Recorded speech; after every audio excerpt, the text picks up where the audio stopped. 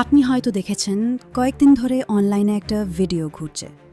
বলা হচ্ছে জেসিকা নামে এক প্রশিক্ষককে নাকি ডলফিন মেরে ফেলেছে।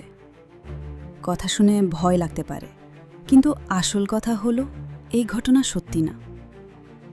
এমন কোনো জেসিকা নেই, আর ভিডিওটাও বানানো। ডলফিন আসলে খুব শান্ত স্বভাবের প্রাণী। মানুষের ওপর আক্রমণ প্রায় হয়ই না, বরং অনেকবার তারা মানুষকে বাঁচিয়েছে। কেউ ডুবে গেলে ভাসিয়ে তুলেছে, এমনকি হাঙরের হাত থেকেও রক্ষা করেছে।